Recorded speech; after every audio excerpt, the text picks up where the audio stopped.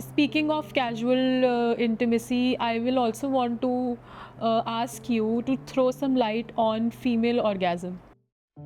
कि मुझे emotional intimacy की ज़रूरत है, तो उनके लिए उस केस में साइज़ मैटर नहीं करता है? Okay, there is a time you have to start with slight flow foreplay, get to the climax, and very important thing, afterplay. Why are arranged marriages and love marriages not working? दो arranged marriages का भी जो एक format हो गया है वो ऐसा हो गया है कि 3 महीना 4 महीना जान के रोका कर लिया, फिर 6 महीना 7 महीने जानने के बाद शादी की, उसमें ट्रिप पे चले गए, एक दूसरे को जान लिया, समझ लिया, पर कहीं ना कहीं शादी होने के बाद फिर 1-1.5 साल में डिवोर्स हो जा रहा है. Hello Prachi. Hi Janvi, how are you? I am great. How are you? I'm good too. The topic that we are going to discuss today is a lot of, I would say, full of lot of energy, enthusiasm, and because it's a very lovely and my favorite topic personally. Okay. So yes, and I feel कि बहुत सारे लोगों का भी ये personal favourite topic है जिसके बारे में भी, बिकॉज हम एक टॉपिक के बारे में तो नहीं बात करेंगे, वेरियस चीज़ों के बारे में, वेरियस सेगमेंट्स के बारे में डिस्कस करेंगे. तो सबसे पहला सेगमेंट आई वुड से जो मैं आपसे डिस्कस करना चाहूँगी वो है एनजाइटी का. बिकॉज आजकल हम देख रहे हैं जेनजीज को, they have developed this pattern कि छोटी सी भी चीज़ होती है, लेट्स से कल मेरे को मेरी फ्रेंड का फ़ोन आया और वो ना उसको चार्जर नहीं मिल रहा था, वो इतनी सी बात पे एंशियस हो गई कि यार मेरे को ना एंजाइटी हो रही है, जानवी मेरा चार्जर नहीं मिल रहा है, कहाँ देखूँ, क्या करूँ. तो मैंने बोला कि काम डाउन ब्रो, मिल जाएगा, थोड़ा सा ईज़ आउट करो. मतलब इट्स जस्ट एन एग्जाम्पल कि छोटी छोटी चीज़ों के लिए लोगों को एंजाइटी डेवलप हो रही है, स्ट्रेस डेवलप हो रहा है. तो आप मुझे बताओ सबसे पहले प्राची कि एंजाइटी और स्ट्रेस में डिफरेंस क्या है? Okay. So, anxiety को समझते हैं सबसे पहले Janvi. Let's understand this with an example. Okay. Do you have a pet dog at your house? Yes, whisky, he is a Labrador. Great. Okay. So, Whiskey जब एक stranger को नहीं जानता है, like I am a stranger to Whiskey, if I come to your house today, what would be his first behavior? He'll bark at you like Exactly. anything. He'll Yes. bark at me like anything. Why? Because you are an unknown person. Exactly, because I am an unknown person. तो यहाँ पे Whiskey को ना clarity नहीं है कि ये जो unknown person है, okay, is he or she going to love me or is he or she going to hurt me? Okay, harm me. और ये जो lack of clarity है, right, that is making him feel uncomfortable, and because of this feeling of uncomfortable, okay, उसका एक behavior बाहर आ रहा है which is barking, right, which is barking. So this is anxiety, lack of clarity about the future और uncertainty आपको एक feeling देती है जो बड़ी अनकंफर्टेबल सी होती है, उसी को हम एंजाइटी कहते हैं. ओके, नाउ लेट्स अंडरस्टैंड ये एंजाइटी आती कहाँ से है. Okay, this stems up from fear. Fear हम सब में होता है, ठीक है, कभी माइल्ड होगा, कभी मॉडरेट होगा, कभी इंटेंस होगा. ओके, सो जैसे कोई ट्रिगर आता है, ये फियर जो होता है वो बड़ा एक्टिवेट हो जाता है, राइट, और उसी को हम एंजाइटी कहते हैं.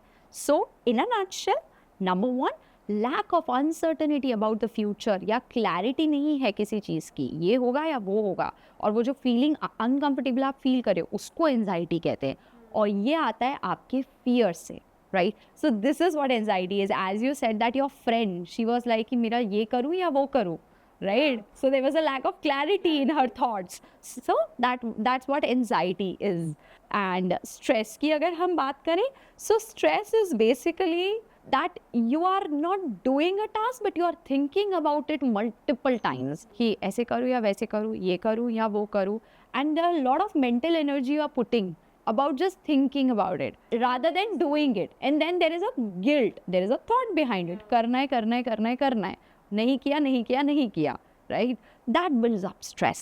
Okay, overthinking, a repetition of thought in your brain or mind, that is what a stress is rather than actually doing it. तो इन अ नटशेल आपने दोनों डेफिनेशंस बता दी कि क्या एंजाइटी है, क्या स्ट्रेस है. Yes. टू एन एक्सटेंड मैं अग्री करूँगी, क्योंकि जैसे जैसे आप बता रहे थे वैसे वैसे मुझे मेरे स्ट्रेच पॉइंट्स मिल रहे थे कि ये तो बिल्कुल ऐसा ही होता है कि मैं इस चीज़ के लिए ऐसे एंशियस हो जाती हूँ, इस चीज़ के लिए मैं ऐसे स्ट्रेस लेने लगती हूँ। जैसे कि मैं एक अपना ही खुद का एग्जांपल अगर शेयर करूँ, तो अगर मेरे को जैसे मुझे किसी गेस्ट को अप्रोच करना है, नहीं अप्रोच कर पा रही हूँ, दिमाग में है कि मेरे को ना इस टाइप का पॉडकास्ट रिकॉर्ड करना है, इस टाइप के गेस्ट को अप्रोच करना है, तो अभी मैंने अप्रोच करना शुरू भी नहीं किया है, एंशियस होना स्टार्ट, क्योंकि क्लैरिटी कहीं ना कहीं नहीं है कि कैसे अप्रोच करना है, तो वो चीज़ एंशियस हो जाती है।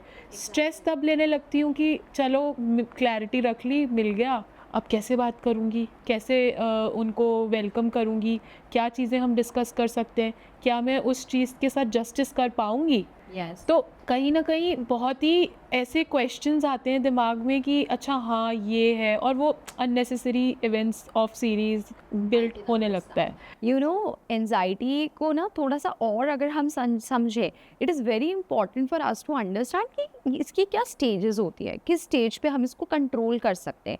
तो यूजुअली एंजाइटी में क्या होता है ना, as I said it in the beginning, कि it starts with a lack of clarity कि मेरा कल जॉब इंटरव्यू है, मैं सेलेक्ट होऊंगा या मैं रिजेक्ट होऊंगा, राइट? अब क्या होता है ना, हम ओवर थिंक करना स्टार्ट करते हैं इसके ऊपर, राइट? सेलेक्ट होऊंगा या रिजेक्ट होऊंगा, अगर मुझे रिजेक्ट कर दिया तो, अगर उन्हें मेरा प्रेजेंटेशन पसंद नहीं आया तो, अगर उन्होंने ऐसा कोई क्वेश्चन पूछ लिया जो मुझे नहीं आता है तो, what if they don't like my attire, and every silly to silly questions you're going to overanalyze. The consequences that are going to happen in future is what we start feeling in present, and we take unnecessary pressure. Yes, now this is the when you overthink कि ये होगा या वो होगा, ऐसा होगा वैसा होगा, तो that is the first stage, that is overthinking. अब पता है क्या होता है, आप second to या third stage पे जाते हो, which is negative thinking. जब आप इन सारे what ifs को खुद आंसर करना स्टार्ट कर देते हो। What if I'm rejected? यार रिजेक्ट हो गया तो मेरी तो शादी नहीं होगी, अगर नौकरी नहीं होगी हाथ में, शादी नहीं हुई तो सारे दोस्तों की शादी हो जाएगी, मैं कहाँ जाऊँगा यार, ऐसे तो मैं अकेला रह जाऊँगा। Exactly, my parents are what are they going to think about me. अब सारे क्वेश्चंस को खुद ही आंसर, सोसाइटी का भी प्रेशर ले लेते हैं। अब खुद ही सारे ओवर थिंकिंग करते करते खुद ही ने सारे क्वेश्चंस का आंसर करना स्टार्ट कर दिया, और वो नेगेटिव थिंकिंग जो है अब आपको एक फीलिंग दे रही है कि अगर मेरी शादी नहीं हुई तो आप you started feeling that is not even happened yet, presentation में मैं पास नहीं हुआ, you started feeling that, okay, and when you feel, और वो फीलिंग्स आपको अनकंफर्टेबल फील करा रही है, राइट? फिर आप कहते हो मुझे एंजाइटी अटैक आ रहा है, I am feeling shivering, and a lot of people they don't even know this is anxiety attack, right? They just feel कि एकदम से पसीना आने लग जाता है, मेरे जो पाम्स हैं उसमें पसीना आने लग जाता है, मुझे मेरे दिल की धड़कन तेज हो जाती है, I started having heart palpitations. Even there are some clients who come up with psychosomatic experiences. Psychosomatic symptoms मतलब होते हैं कि एसिडिटी हो रही है, कोई रीजन नहीं है, they have gone to gastro and it's like कि कोई रीजन नहीं है, दे आर गेटिंग एसिडिटी। कुछ लोगों को लगता है मुझे हार्ट अटैक आ रहा है, बार कार्डियोलॉजिस्ट के पास जाएंगे, ईसीजी करवाएंगे, okay, they just feel that thing. So basically anxiety also comes up like a psychosomatic symptom, okay, from your physical symptom. What is psychosomatic symptom? Psychosomatic symptoms जो होते हैं Janvi, these are basically your body telling you that there is something wrong. Okay, जब आप अपनी emotions को नहीं process कर पा रहे हो mentally, okay, then your body is telling you. कभी कभी कुछ लोग कहते हैं I have a cervical pain, right? अगर आपने रकुल प्रीत का एक रिसेंटली वीडियो था, she said that I had a nail on my chest, okay, and I went to a healer. मैंने सब कुछ दिखा दिया बट वो नील मेरा सही नहीं हुआ, right? Then I went to a healer, और उन्होंने मेरा एक पहले का ट्रॉमा था उसको प्रोसेस किया एंड इट गॉट हील, वो नील अपने आप चला गया हीलिंग के बाद में। So basically it is like the moment you have processed it, आपकी बॉडी भी समझ जाती है कि comfort has been, everything that is uncomfortable has been relieved. So psychosomatic symptom is in a nutshell your body telling you that there is something wrong. It is giving you symptoms. Exactly. Like acidity is one symptom. Chest pain is one symptom. Tingling in ears is one symptom. People with anxiety often, experience these symptoms. तो क्या दिमाग में कुछ ना कुछ चल रहा होता है जब ये बॉडी सिम्टम्स देती है तो? ओके, और ज़रूरी नहीं है, बिकॉज कभी कभी कुछ क्लाइंट्स आते हैं जो रेफर्ड करे हुए क्लाइंट्स होते हैं, they are either referred by gastro, they are either referred by gynaecs, they are referred by cardiologist, and they come up and they are like कि मैम मुझे तो नहीं लगता कोई प्रॉब्लम है, बट मुझे ये होता है, एसिडिटी होती है, बट मैम मुझे ये नहीं लगता कोई प्रॉब्लम है. But when we sit with them, understand everything, okay, the core, जब हम उनकी रूट्स में जाते हैं तो वो पता चलता है कि okay there is something stored. So there was this client, I would tell you, who come up and who said कि मैम मैं जैसे ही फ्लाइट में बैठता हूँ या मैं लिफ्ट में होता हूँ, मुझे चेस्ट में पेन स्टार्ट हो जाता है. I went to all, claustrophobic. Let's not label anything, okay, because हम लेबल कर लेंगे, but I want you to understand and remember. So उनको ऐसा लगता था कि नहीं मैम मुझे चेस्ट पेन स्टार्ट होता है. सो आई आस्क्ड हिम कि do you have any fear of lift और anything like that. He said no ma'am, ऐसा तो कुछ नहीं हुआ है, मुझे फियर तो नहीं है, बस मुझे चेस्ट पेन होता है. ग्रेट. उसके बाद में when I sit with him and understood कि ये क्यों होता है, तो पता चला 5 साल पहले he was just in a closed room, जहाँ पे एक कॉल आया कि ब्रदर की कल शादी है और वो कैंसिल हो गई है. तो इतना स्ट्रेस ले लिया कि उस पॉइंट ऑफ टाइम पे, because he was in a closed room and he started having those symptoms, तो बॉडी ने याद कर लिया कि स्ट्रेस होता है मतलब ये. ग्रेट. सो वो जब भी ट्रैवल करता था, he just got the symptom, but he was unable to understand कि ये क्यों हो रहा है. तो जब हम उनके साथ बैठे और हमने उनका एक थॉट रिकॉर्डिंग करके प्रैक्टिस होती है जब हम क्लाइंट्स को देते हैं, तो जब मैं उनके थॉट रिकॉर्डिंग्स पढ़ती थी तो I realise that they are actually having such thoughts. It's just that they are not aware कि मैं ऐसा सोचता हूँ तो ऐसा होता है, बिकॉज वो सिर्फ फिजिकल सिम्टम्स देखते हैं. तो people with anxiety usually do not realise that it is the thought and the feeling that is a problem. Okay, उनको जब तक फिजिकल सिम्टम नहीं आता है, they think there is no problem. तो according to you when is the right time कि इसको pills के थ्रू एक्शन में लिया जा सकता है ताकि ये ठीक हो जाए चीज़ें? नाउ पिल्स वाली चीज़ is very controversial. Okay, anxiety pills लेनी चाहिए या नहीं लेनी चाहिए? हाँ, एग्जैक्टली. राइट. और कौन सी स्टेज पे लेनी चाहिए इफ़ इट इज़ रिक्वायर्ड. सबसे पहले ना समझते हैं कि पिल्स क्यों लेनी चाहिए, पिल्स कैसे काम करती है आपके लिए. ओके, पिल्स ऐसी कोई भी चीज़ नहीं करती जो आपको ओवरनाइट ठीक कर देगा. ओके, तो इमेजिन करो जानवी कि एक पेड़ है. ओके, एक पेड़ है कांटे वाला जो आपको तकलीफ दे रहा है. Okay. तो आप क्या करोगे, उसके रोज कांटे काटोगे या उसको जड़ से निकाल के फेंकोगे? जड़ से निकाल के फेंकूंगी.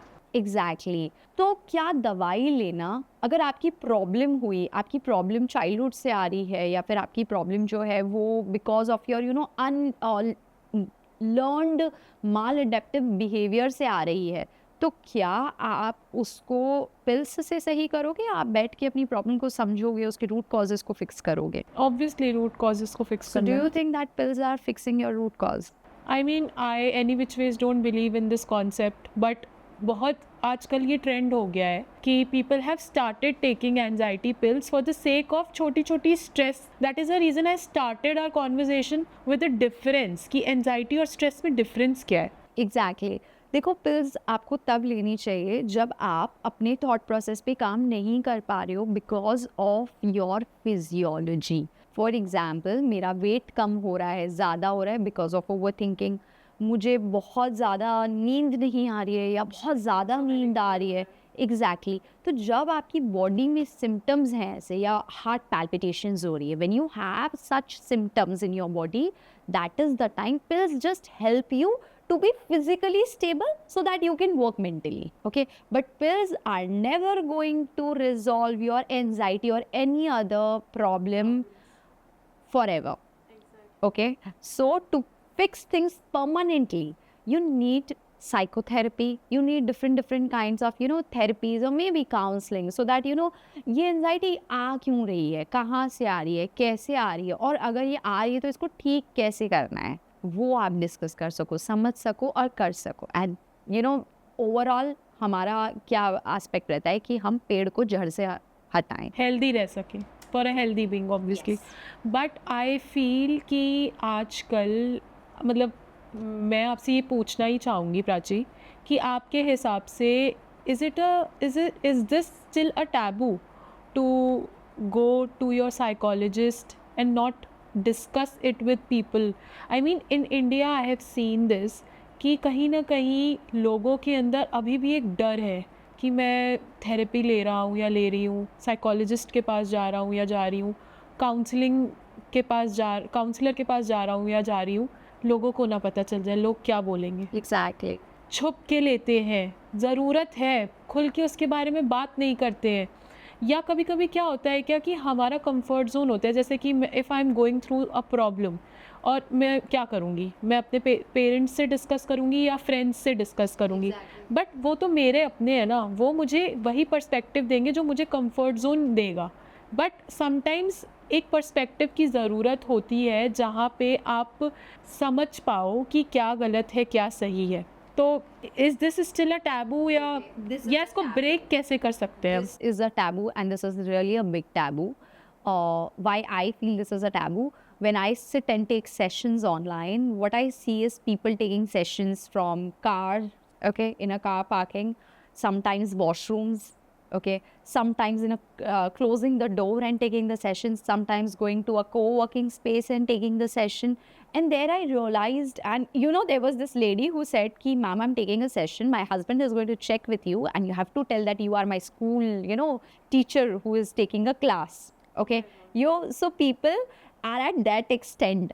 It's not only because of taboo, okay, there are other factors also which are associated with it, but let's stick to the taboo thing.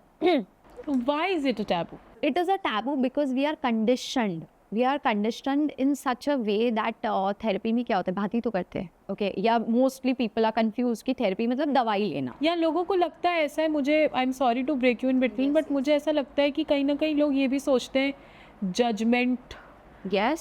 ये बहुत बड़ी चीज़ है कि इसने अभी तक इसको एज अ टैबू ही क्रिएट करके रखा हुआ है कि यार वो क्या बोलेगा, फलाना क्या सोचेगा मेरे बारे में, या फलाना इसको इसकी ज़रूरत पड़ गई कि ये उसके पास गई है पैसे दे के बात कर रही है।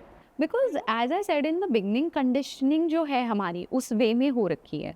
हर इंसान को यहाँ पे लगता है in today's world, specially with the social media and everything, that I am the right to you know सही बात करना, मैं क्रेडिबल हूँ, मैंने दुनिया देखी है, ये बड़ा चल रहा है आजकल, मैंने दुनिया देखी है, ओके, हम बता सकते हैं। 18-19 साल के बच्चे बोलते हैं। एग्जैक्टली तो यहाँ पे ना एक चीज़ समझने की ज़रूरत है जानवी कि एग्जैक्टली क्या होता है थेरेपी में, ये लोगों को नहीं पता है, और because of this lack of awareness ये टैबू हो रहा है। People think therapy is all about talking and venting out, whereas venting out is a part of therapy, is a very initial part of therapy. What actually therapy is understanding your own self and your roots. Where are you coming from? What are your triggers? What are your needs? What are your wants? What are that part of your mind that needs healing? So there are a lot of things, okay. Then once you have this awareness कि okay ये है, okay, then you are in a perfect position कि आप decide कर सको मेरे लिए क्या सही है, मेरे लिए क्या गलत है. So therapy is all about becoming resilient. You go in a vulnerable situation and the therapist works out to make sure that you come out as a resilient person. So that's what therapy is actually, it's not about fixing something or venting out or anything. So ये सारे myths हैं. Exactly ये सारे myths हैं. Therapy में ऐसा होता है कि आप ऐसे समझो, लोग ये भी बोलते हैं कि टाइम सब कुछ हील कर देता है, राइट. समय बलवान है. Give some time, specially in relationships this happen, give some time. It's not about time Janvi. Just imagine a situation जहाँ पे आप एक सोल्जर हो, ओके, और अभी आपको you have zero war knowledge और एक वॉर हो गई, आप घायल हो गए.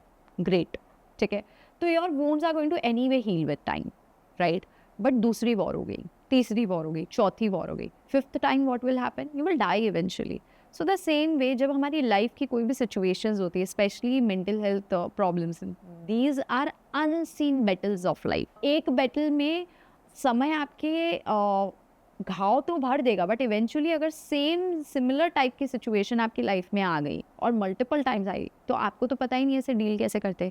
सो therapy actually equip you with tools and techniques where you learn how to deal with overthinking, you learn how to deal with negative thinking. ये जो unseen battles है which are called as overthinking, negative thinking, depression, anxiety, therapy teaches you how to deal with it. ऐसा नहीं है कि आपको life में कभी situations नहीं आएगी ऐसी जहाँ आप anxious और depressed feel ना करो. It's just that जब दूसरी बार आएगी आप एक पोजीशन में होंगे कि आप रेडी हो लड़ने के लिए. एग्जैक्टली आप wounded नहीं होंगे इस बार, I also want to discuss about relationships. आपने अभी मैंशन किया रिलेशनशिप्स के बारे में. तो आजकल जेंजीज हैं या फिर सभी के लिए मैं बोलूँगी, not entirely for Gen Zs but people have started in situationships and no commitment things, and like everything is going to happen but there is no tag or commitment with that. if it is there तो वो कहीं ना कहीं it scares people out कि अरे यार ये मेरे पर pressure create हो गया, मैं कैसे करूँगा या करूँगी. तो मतलब कि इस पे क्या माइंडसेट है आजकल के लोगों का, आजकल की जनरेशन का क्या माइंडसेट हो गया है, क्या सेटबैक आ गया है जो लोगों ने प्यार पे भरोसा करना ही छोड़ दिया. So when we talk about the hookup culture, the situationship and the toxic relationship part, so let's understand this more in detail. How I see this is as a behavior. I do not see this as something taboo or something anything. ये एक behavior है, and let's understand the intention behind this behavior. So there was this 20-year girl yesterday who came to me and was like, "Ma'am, मैं एक relationship के बिना रह ही नहीं सकती हूँ. I don't see a person." 20-year-old girl, okay, coming to me and saying that I cannot live without a relationship. And looks don't matter for me, and things don't matter for me. I just get into a relationship. Either the other person is available or not. So, you know, when I looked into the childhood history of that girl, and not only this girl, a lot of people, specifically girls, okay, so when we look into these things, we just found one common factor. और वो ये होता है कि जो एक emotional connection होता है वो कहीं ना कहीं एब्सेंट होता है. जो अटेंशन मिलना चाहिए था, right, that is absent. So when things like situationship और हुकअप्स, तो यहाँ पे ना एक छोटी सी फीलिंग होती है जो आती है when you fell into such things. Am I being seen, am I being heard. वो हल्का सा टेंशन अगर आपको मिलता है कहीं से भी, हल्का सा प्यार या हल्का सा टेंशन, आप दोनों हाथों से with all your energy grab it, right, without realizing the consequences, without even, you know, realizing or without analyzing the outcome कि ये सिर्फ temporary है. Okay, आप उस temporary चीज़ को भी grab करना चाहते हो, and that's the reason a lot of people fell into this trap, right? So if you want to, you know, understand कि इससे deal कैसे करना है, so I would suggest sit with yourself, understand कि am I doing this out of excitement or am I doing this to fill the gaps which are there in me? What gaps? Okay, so as you've mentioned, what gaps? The feeling of being heard, the feeling of being seen, the attention that was already required, right? These are certain gaps जो childhood में चीज़ें नहीं मिली आपको, right? Parents का जो emotional unavailability था, that is one thing. So there are a lot of gaps. Now this is very subjective and, you know, it vary from person to person. So Prachi, in your viewpoint, casual sex भी behaviorally हुआ फिर? Okay, again, casual sex definitely behavior है, but उसके पीछे का intention क्या है वो जानना is more important. So is the intention pleasure, only pleasure? Is the intention excitement for a new partner? Are you using it as a coping mechanism? Or is it like a kind of affirmation for you that yes, I'm attractive? So what is the intention behind having it? And the moment you identify the intention ki, okay, then just take some time to process that to satisfy this intention. अगर मैं ये करता हूँ या करती हूँ, क्या ये मेरे लिए सही है? Not for the society. क्या ये मेरे लिए सही है?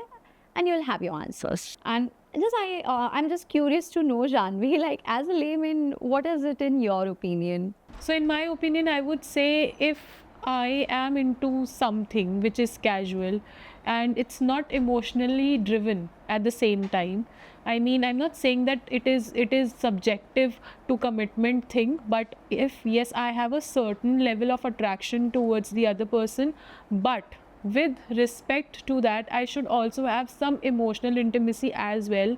वो नहीं होगा तो मेरे लिए तो I feel it's of no use. It's not my cup of tea. कि हाँ, कुछ level of attraction ज़रूरी है, कुछ level of connection ज़रूरी है to make me feel something. Unless it's of no use. I can understand. So yeah. Speaking of casual intimacy, I will also want to ask you to throw some light on female orgasm. Okay, female orgasm. So female orgasm क्या है? Obviously ये इसकी definition बहुत subjective है and it vary from person to person. because we all have different experiences. But female orgasm के challenges के बारे में, psychological challenges के बारे में, I would like to throw some light. I get clients who usually complain कि Prachi, we have this problem, like we're doing everything, but I'm just not hitting that moment, right? I'm not getting to that climax moment. Like there is emotional intimacy, there is a lot of foreplay, there is a lot of we are also into kinky stuff and everything. Why I'm not getting it? Okay, so here you have to understand that to get that female orgasm, it just not always start with bed or bedroom. Okay, so there is this thing called bridging which is always required. So bridging का मतलब क्या होता है? Bridging होती है वो emotional part की, bridging होती है वो preparation वाले part की. Bridging is not touching each other. Bridging is basically feeling each other without touching, having a conversation, एक compatibility एक दूसरे को feel करवा. You should know that the other person is there for you. Exactly. Mentally, emotionally. Exactly. And now how are you going to feel that compatibility? Having a cup of coffee together, doing something both of you love, even if it is listening to music, dancing together, things that actually make you happy. तो bridging का मतलब है कि कुछ ऐसा साथ में मिलके करना that makes you feel happy.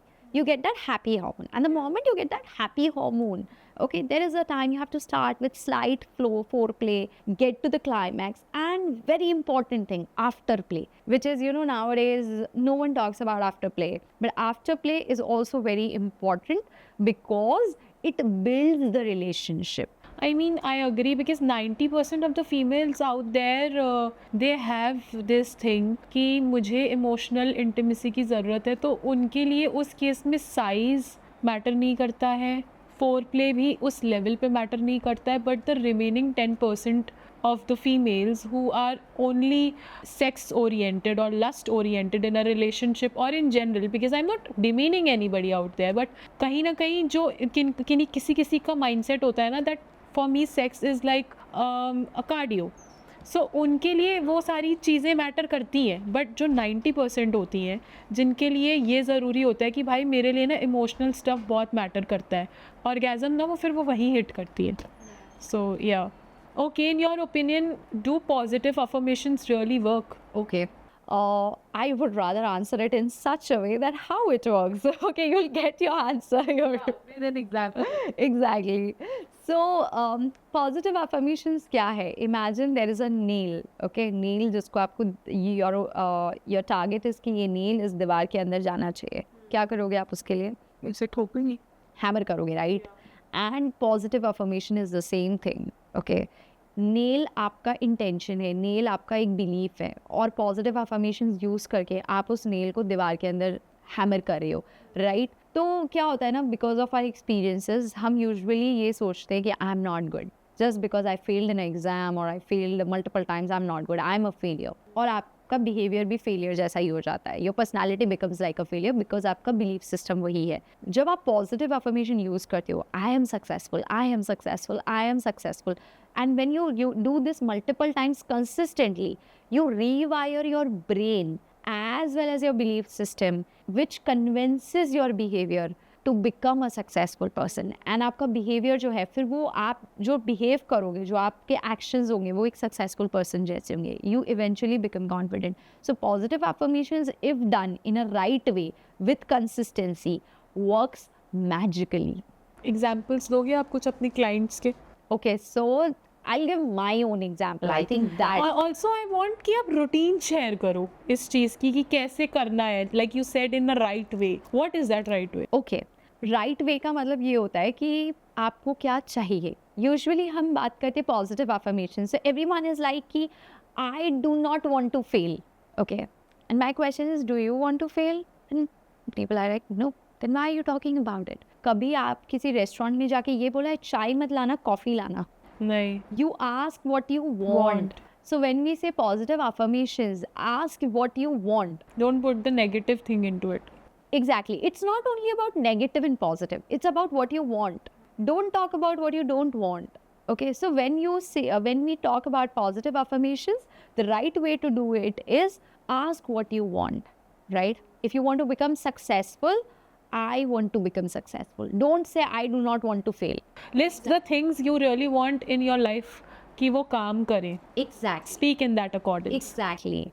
So this is the right way to do positive affirmations. So the next time अगर आपको कोई बोले positive affirmations, तो ask what you want. Don't talk about things you don't want. मी ये human system का सबसे बड़ा मैं बोलूँगी कि एक मैल फंक्शन है कि हम ना नेगेटिव चीज़ों के बारे में भी बात करते हैं अगर हम पॉजिटिव हैं भी.